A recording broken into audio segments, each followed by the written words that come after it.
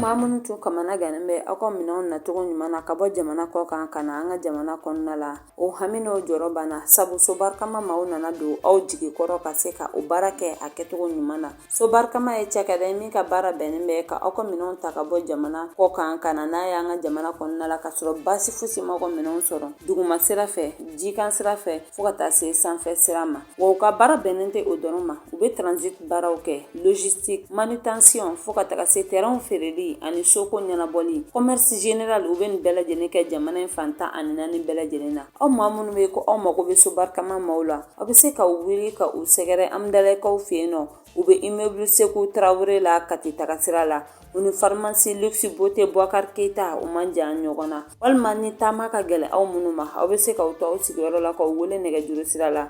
bi woroni duru bi duru mugan wolonvla binan an duru nanzarakana 65 50 27 45 gwa numéro sabana fana be ni oye bi woroni fla fu ane shegin bi shegin nani bi wolonvla ni fla nanzarakana 62 08 84 72 ayo jigi ke so barkama ye ate fo aw jigi ke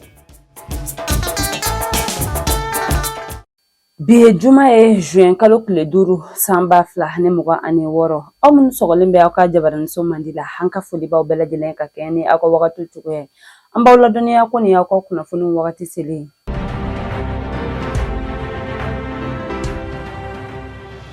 bakuruba kuna funu na mami suantira ka ke IAC fintigira ka dekuluba nyamayo onianga jamana kuntigi nyogo nyemike anda bina dula fuka takasi forum panafricain des médias tako folo min kera an fe ano bamali ba konnana anda bina du oni anyogona chamana ko kan kuna funu olubina lasi awma aw bismillah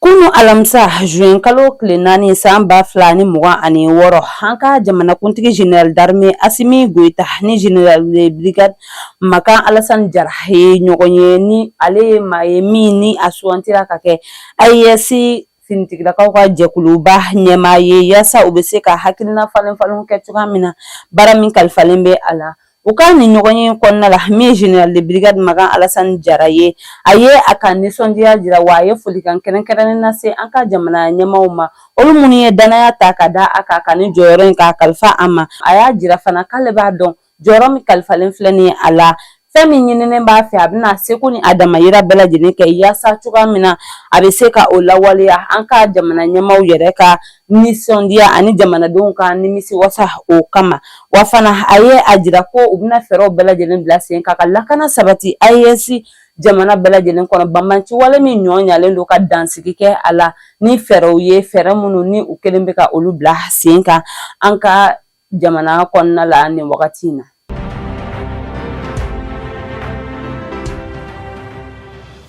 arabado juin kalo kile saba samba flani muga ani woro anga jereje so bah ni oesi sebe konna ye forum panafricain des médias tako folo kera anka jamana konna la no forum min kene ka mi farafina gun jamana kuna foni dila chama ne tumbe akene ka kadam ne IAC tani oye Mali Burkina Niger fota se Sénégal Togo Guinée Congo Tchad, Mauritanie, Palestine, Haïti, ani Maroc, au mi pays invité d'honneur ni forum ni keneka. Kuma damna la mi anka kuna fune disoba nyema banjugu dante ale kumata ale wele madake ka nyesi kuna fune dila bela jelema ko aserate farafina gun histoire ye fami anka nyefoli ke ola sabula ko jatemna uye ajira mawara uribika uhakilna fo farafina gun histoire kan ka soro farafin yere fami farafina yere ka histoire ye ambe adon on yere de bese ka anyefo wa aye ajira fana ko ni wakati nkonna la mi ulu kuna funi dilaw ye gele ya chama de be ulu kan kuna funi ko nasira fe ka sababu yake telia munu ni olu be ka don ko la aye ajira ko jatemna ya ajira ko ni wakati na kuna funu be ta choya mina ni madelika ke folo o hukum konna la ulu be ga fero bela jelen blasenka yasa ulu mune kuna funu dilaye ka seka kuna funu jelen di mauma ani fana histoire meme Afrique nganko kan ka seka nyefolike ala jajema be seka adon choya mina ko a sera tento anka fero bela jelen blasenka yasa mamunu be ta usigi ku hakino fo anga ko ka an ka se ka olu ka hakilina ninnu ka a galontigiya ani ka fɛn min ye tiɲɛ ye ka o yira diɲɛ ma la.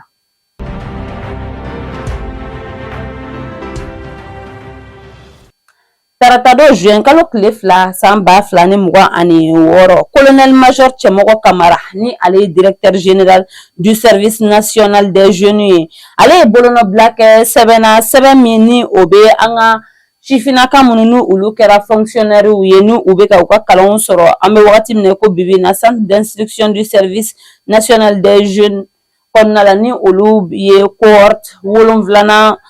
maaw ye min ye sifinaka maa 40 ɲɔgɔnna a ye bolonɔbila kɛ olu ka sɛbɛnfura min bɛ kɛ sababu ye ka u gɛn ka bɔ fonctionnaire la ka sababuya kɛ a y'a jira ko u ye waleyaw kɛ waleya min ni o ni sariya tɛ taa o hokumu de kɔnɔna la min ye ni sifinaka maa 40 olu tɔgɔ min nana bɔ liste la u tɛna na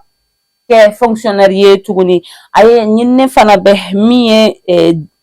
directeur adjoint fo ka taga se u ka sous-directeur agent comptable u ka chef de division du service national des jeunes a ɲininen bɛ olu bɛɛ lajɛlen fɛ ni sariya min talen filɛ nin ye a ka se k'a labato wa a jirala ko ni maa 40 min tɔgɔ bɔlen filɛ nin ye ninnu maako ni sifinaka ninnu na ko u ka liste kɛlen don k'a bila yaasa bɛɛ lajɛlen bɛ se ka bɔ a ko kalama cogoya min na.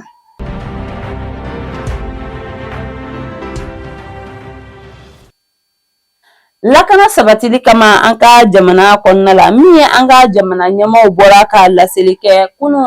alamisa juin kalo tile 4 san 2026 ka welewelemada kɛ ka ɲɛsin jamanaden bɛɛ lajɛlen ma ko maa o maa de bɛ ni kunnafoni bɛ i bolo ka ɲɛsin Yad Agali Amadu Kufa ni a tɔw ma ko i ka kunnafoni lase olu tulo ma joona sabu a kun ye an yɛrɛ ka lakana sabatili de ko maa o maa de bɛ n'i sera ka kunnafoni jɛlen di ni maa kofɔlen ninnu kan u bɛna na donbolo kɛ i ye min i bɛna nimisi wasa sɔrɔ a la sabula jirala ko ni maa kofɔlen ninnu de kɛlen bɛ bamanti wale ɲɔ ɲalen sababu ye an ka jamana kɔnɔna la a jirala ko ni maa ninnu sababuya la min ye maa caman de bɔnɛna a ni na an ka jamana kɔnɔna la o hukumu kɔnɔ maa o maa ni kunnafoni bɛ i bolo ka ɲɛsin ni maa ninnu ma i ka teliya joona ka se an ka jamana ɲɛmaaw ma yaasa u bɛ se ka fɛɛrɛ sɔrɔ ni maa ninnu ka ko la.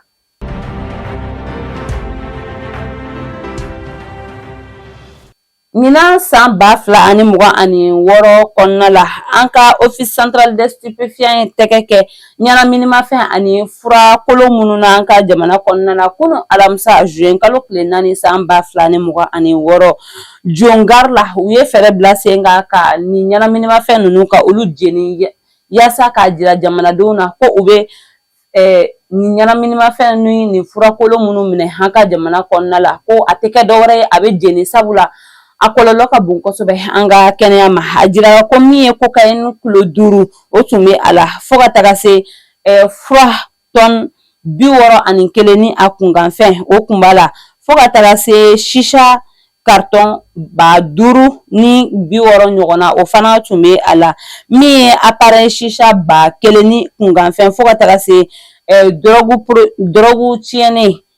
tɔn 9 ɲɔgɔnna o fana tun bɛ fɛn in na min ye ni cakɛda in ɲɛmaa ye a ye a jira ko ni fɛn minnu filɛ nin ninnu kɔlɔlɔ ka bon maaw ka ɲɛnamaya ma wa fana ko n'i y'a ye u bɛ k'a jeni yaasa maaw k'a dɔn olu bɛ ni fɛn minnu minɛ nin ye u b'a minɛ yaasa an yɛrɛ ka kɛnɛya de kama ani fana u tɛ dɔwɛrɛ kɛ a la k'a jeni yaasa cogoya min a kana na dankari kɛ maa si ka ɲɛnamaya la don n'a nataw la.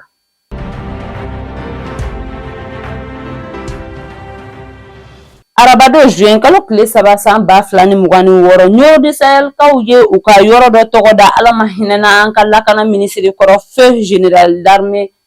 Sadio Kamara la yaasa ka tasibila kɛ a ye u ye a jira k'u ka hakilina tɛ dɔwɛrɛ ye yaasa ni cɛba in a ye min kɛ jamana in kɔnɔna la ɲina kana kɛ a kɔ don n'a nataw la sifinaka minnu bɛna na u fana ka se k'a dɔn a ye waleya min kɛ jamana in kɔnɔna la yanni a ka sa u ka se ka o dɔn ani u ka u senda a sendanɔ la don n'a nataw la a kun bɛ ka laɲini minnu kɛ yaasa cogoya min an minnu ye malidenw ye ani minnu fana bɛna anw kɔfɛ olu fana ka se an bɛɛ lajɛlen ka se ka jɛ k'a ka hakilina ye k'a kɛlɛ kɛ yaasa jamana in basigi bɛ se ka segin ka na a kɔnɔna la cogoya min na.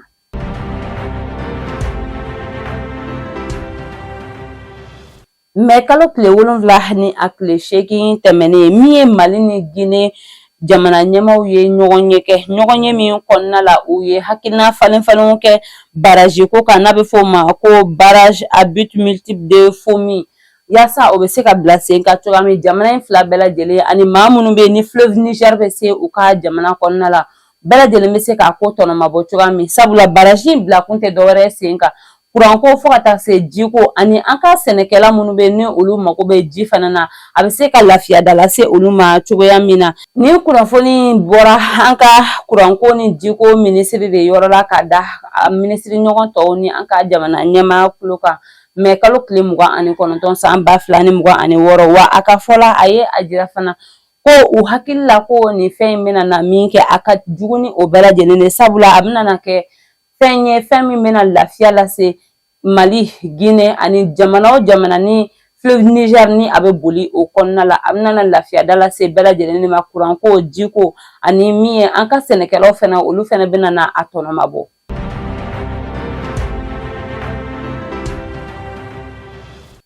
Arabado juin kalo tile 3 san 2026 an ka jamana ɲɛmaw ye sariya kura ta min ye décision interministérielle ye k'a jira motoba minnu bɛ yen ni u bonya bɛ taa 125 ɲɔgɔnna la ko u bolili dagalen tɛ ka yɔrɔjan boli ni a ye a ma daga yɔrɔ minnu ni a bɛ se ka boli o kɔnɔna la o dɔ ye Bamakɔ fo ka taga se an ka région ni an ka cercle ni an ka arrondissement kɔnɔna la nka maa o maa de bɛ yen ni i ko i bɛna taama jan dɔ boloda ni bolimafɛn ye an ka jamana kɔnɔ ko i ni ɲangini wale min ka kan o bɛna ta ka da i kan an ka finitigilakaw fɛ ani fana u y'a jira ko jamana ka nɔrɔbila minnu bɛ an ka région kɔnɔna la yamaruya bɛ olu bolo ka dan sigi ni moto ninnu bolili la u ka région na sabu a jira ko banbanci wale tigilamɔgɔw bɛ ni moto ninnu de ta ka u ka waleya juguw kɛ an ka jamana kɔnɔna la sabula Jakarta ale fanga ka dɔgɔ o baara ninnu na.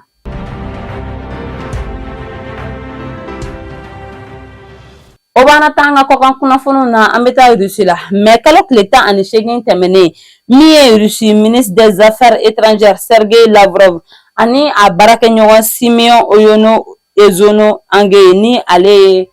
Guinée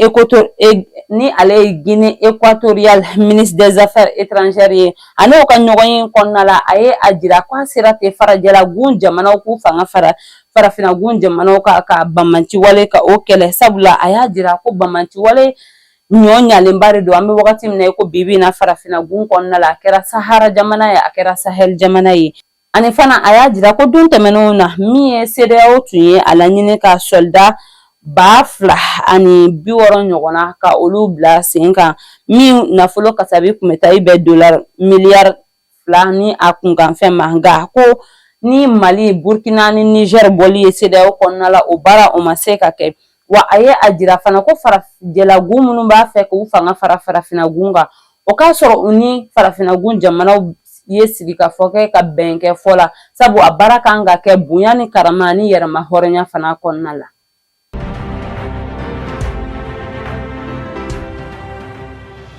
Ni bɛ dan sigi an ka bi kunnafoniw na an tɛ sɛgɛn an tɛ ɲina an b'an ka di baarakɛbagaw fo sabu jɔyɔrɔ ka bon an ka baara in na an bɛ so Barikama logistique transit maaw fo olu minnu bɛ ka an dɛmɛ yaasa an bɛ se ka kunnafoni jɛlen di aw ma sanga ani wagati ni Ala m'an ka jɔnya jɔ an na an bɛ ɲɔgɔn sɔrɔ yan don wɛrɛ ka kunnafoni di aw ma ladiriya la shukran.